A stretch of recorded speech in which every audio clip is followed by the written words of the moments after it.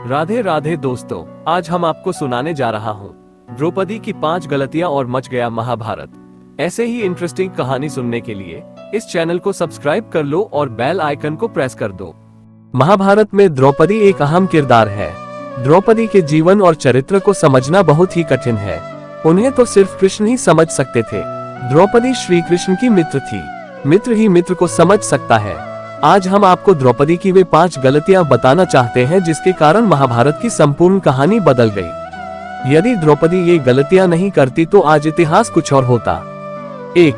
स्वयंवर में कर्ण का अपमान करना। द्रौपदी कर्ण को चाहती थी, लेकिन जब उसे पता चला कि कर्ण तो सूत पुत्र है तो उसने अपना इरादा बदल दिया।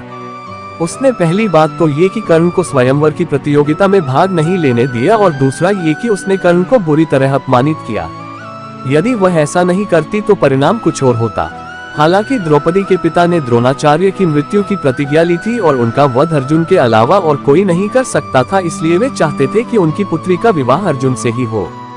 2. पांडवों की पत्नी बनना स्वीकार करना। अर्जुन ने स्वयंवर की प्रतियोगिता को जीत लिया था, लेकिन किन्हीं भी परिस्थितियों में द्रौपदी यदि 5 पांडवों की पत्नी बनना स्वीकार नहीं करती तो आज इतिहास कुछ और होता। द्रौपदी कुंती के कहने या स्वयंवर के बाद युधिष्ठिर और वेद व्यास जी के कहने पर 5 से विवाह करना स्वीकार किया था। 3. दुर्योधन का अपमान। द्रौपदी ने ही इंद्रप्रस्थ में युधिष्ठिर के राज्याभिषेक के समय दुर्योधन को कहा था, अंधे का पुत्र भी अंधा। बस यही बात दुर्योधन के दिल में तीर की तरह धंस गई थी। यही कारण था कि द्युतक्रीड़ा में उनसे शकुनी के साथ मिलकर पांडवों को द्रौपदी को दांव पर लगाने के लिए राजी कर लिया था।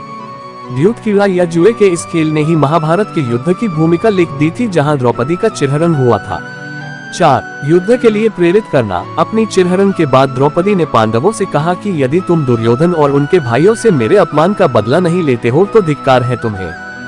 द्रौपदी ने पांडवों से कहा कि मेरे केश अब तब तक खुले रहेंगे जब तक कि दुर्योधन के खून से इन्हें धो नहीं लेती। उस समय द्रौपदी ने ऋतु स्नान नहीं था। ऐसे में भीम ने कसम खाई कि मैं दुर्योधन की जांघ को गदा से तोड़ दूंगा और दुशासन की छाती को चीरकर उसका रक्तपान करूंगा।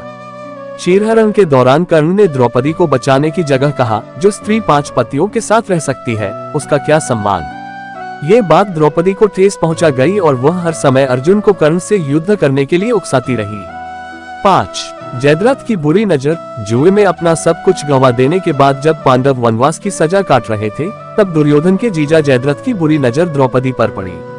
उसने द्रौपदी के साथ जबरदस्ती की और उसे रथ पर ले जाने का दुस्साहस भी किया, लेकिन ऐन वक्त पर पांडव आ गए और उसे बचा लिया।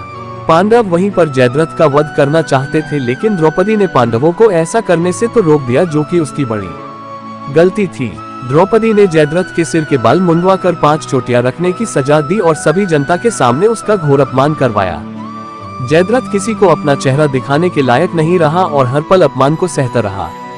इस अपमान का बदला जयद्रथ ने चक्रव्यूह में फंसे अर्जुन के पुत्र अभिमन्यु को मौत के घाट उतार कर लिया। तो ये थे द्रौपदी की महाभारत को रचने में खास भूमिका।